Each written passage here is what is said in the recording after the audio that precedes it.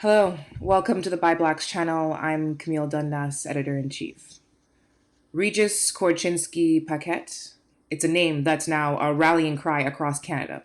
The 29-year-old woman fell to her death from the 24th floor of her apartment building after her mother called police, hoping they would take Regis, who lived with mental health issues, to CAMH, Toronto's mental hospital.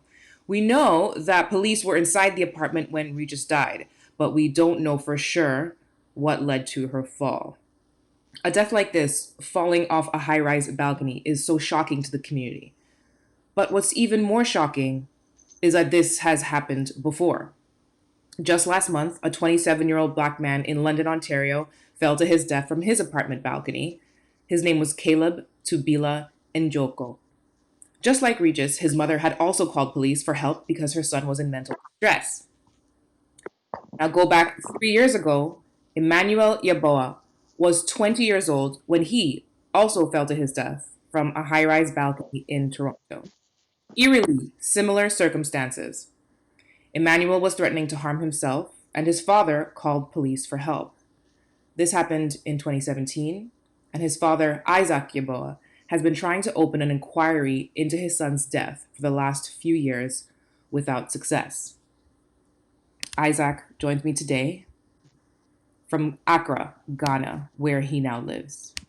Isaac, thanks for being with me today. How are you? Yeah, I'm good because I came back to Ghana and Mm-hmm. Isaac, can you tell me about Emmanuel? What was he like? Emmanuel was a very uh, ambitious boy who wanted to be a celebrity. You know, he was trying to become. He played soccer Mm-hmm. at school during the time I brought him to Canada when he was 14 years old, Mm-hmm.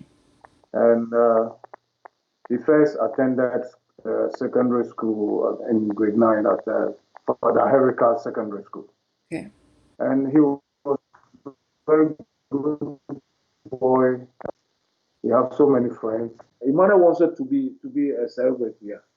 In fact, all my children, he's the one who is kind. Mm. And when I came back, even some of his friends, I don't know, maybe if I have to make a video about his friends, maybe they can, the way they talk to him. And last time I saw some of them, and they say, oh, Emmanuel was so kind. Emmanuel was so, everybody likes him, Mm-hmm. even in Toronto. Yeah. Everybody likes him. But even at George Brown College too, the school system too frustrated Emmanuel. When he went to George Brown, there's a teacher, art teacher, putting pressure on this boy because this boy is so talented. Plus, he's studying that art. So I don't know, they hate him. Mm. The teacher, I don't know. You see, and he was complaining. And I said, no, let me come to the school. He said, oh, this is an adult. It's not a high school that I used to come there.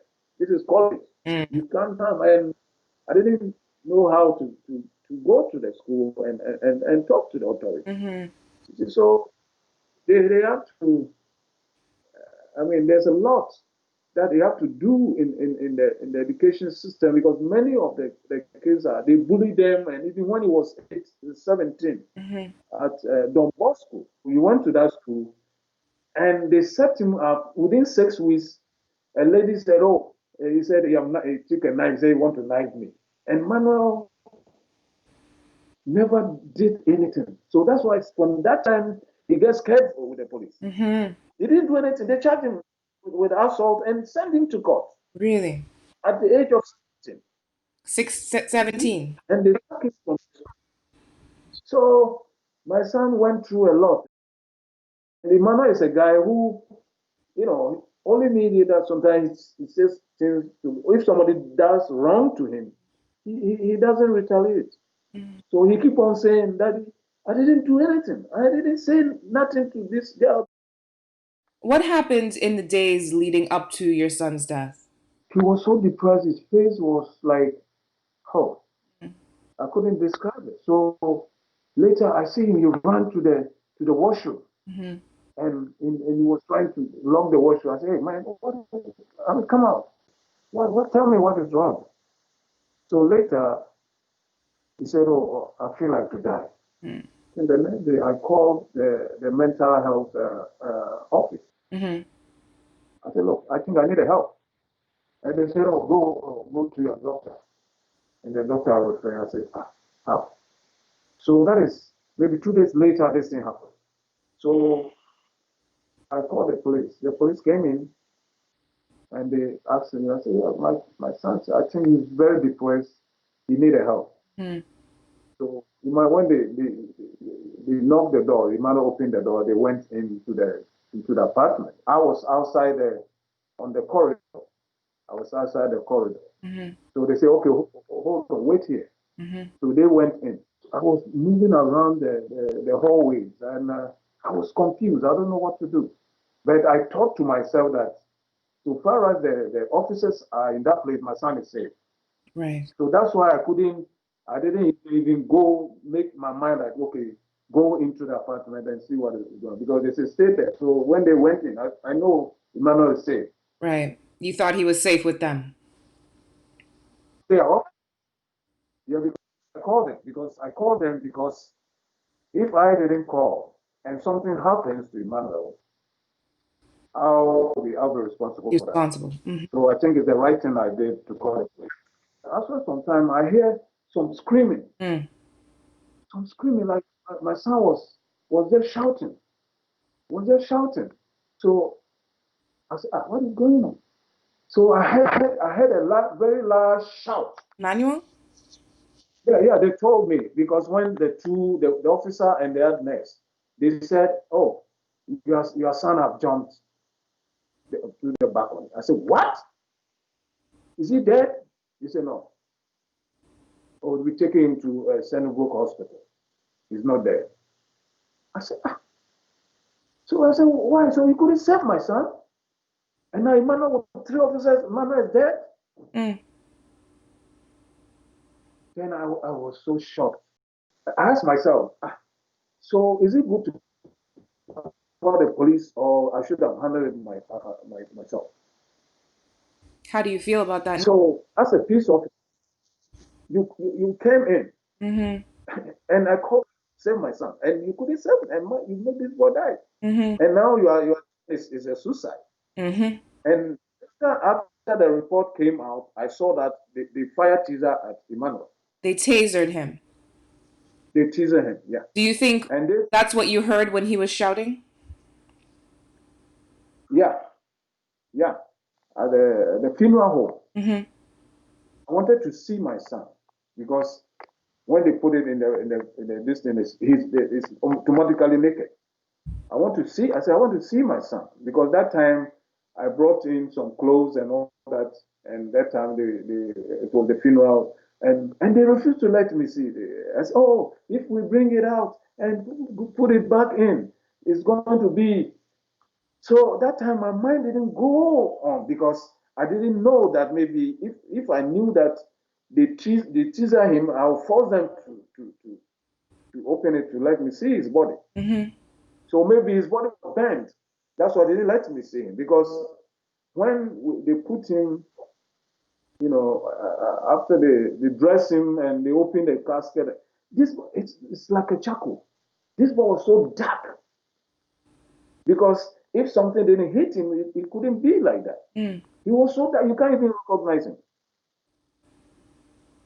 So So let me ask you I, this. Let me ask you this, Isaac. They first told you that they were taking him to Sunnybrook, and so did yeah, did they say he died in hospital or on the way to the hospital?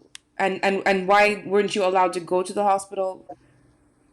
that time too, I think they lied too because they told me he's not dead. He are sending him to Senegal.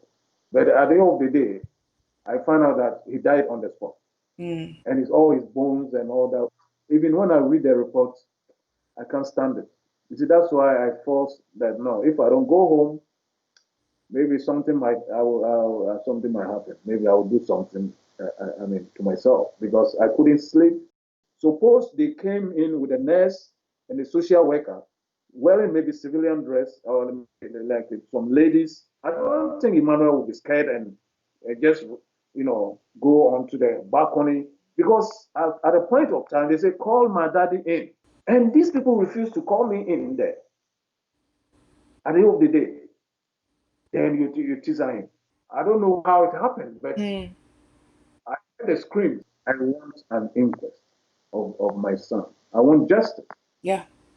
You see, now I'm here in Ghana, and because of the lockdown that I'm still in Ghana. So if they opens the airport, then I'll be coming in July. Isaac, to lose a child is like losing one of your limbs. How have Yeah. you emotionally, how have you been dealing with this? After 3 months, I can't sleep very well, and even since some days, I was so stressed out, and but sometimes I pray and I want justice for my son. I told them in the letter that I will fight till my last breath. Mm. So I'm going to fight till my last breath, no matter what. I know I will get justice because I know a lot of people are supporting me. So I thank so much to Mr. Winston, that great man. But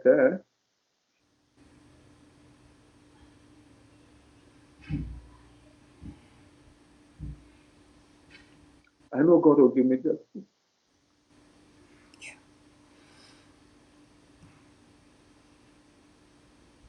So thank you very much. Thank you. Thank you, Isaac.